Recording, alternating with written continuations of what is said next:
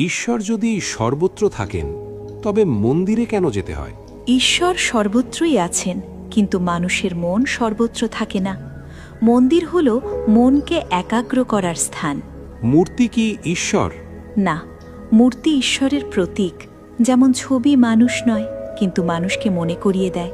ঈশ্বর কি রাগ করেন? ঈশ্বর রাগ করেন না। রাগ মানুষের অনুভূতি। ঈশ্বর কর্মফল দেন, রাগ নয়, ন্যায় বিচার। সব ধর্ম যদি সত্য হয় তবে পথ আলাদা কেন? গন্তব্য এক, পথ বহু। মানুষের প্রকৃতি ও সময় অনুযায়ী পথ ভিন্ন হয়। ভক্তি না জ্ঞান, কোনটি বড়? ভক্তি হৃদয়ের পথ, জ্ঞান বুদ্ধির পথ। দুটো মিললেই পূর্ণতা। ঈশ্বর কি দুঃখ দেন? ঈশ্বর দুঃখ দেন না। দুঃখ আসে কর্মফল থেকে, আর ঈশ্বর সেই দুঃখে শক্তি দেন।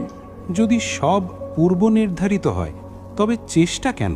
চেষ্টা না করলে ভাগ্যও বদলায় না। কর্মই ভবিষ্যৎ নির্ধারণ করে। জন্মান্তর যদি সত্য হয় তবে আগের জন্ম মনে নেই কেন? মনে থাকলে বর্তমান জীবন অচল হয়ে যেত। ভুলে যাওয়াই নতুন করে শেখার সুযোগ। পাপ করলে ঈশ্বর ক্ষমা করেন? ক্ষমা করেন, কিন্তু কর্মফল বাতিল করেন না। ক্ষমা আত্মাকে হালকা করে, ফল শিক্ষা দেয়। সন্ন্যাসী কি মুক্তির পথ? না, সংসারেও মুক্তি সম্ভব, যদি আসক্তি না থাকে। কেন ঈশ্বর নিজে এসে সব ঠিক করেন না? কারণ মানুষকে দায়িত্বশীল হতে শেখানোই ধর্মের উদ্দেশ্য। মৃত্যুই যদি সত্য তবে জীবনের অর্থ কি?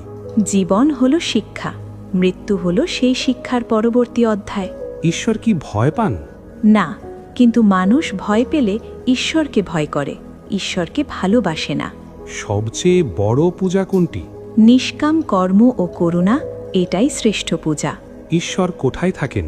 যেখানে অহংকার নেই, সেখানেই ঈশ্বর বাস করেন। হরে কৃষ্ণ।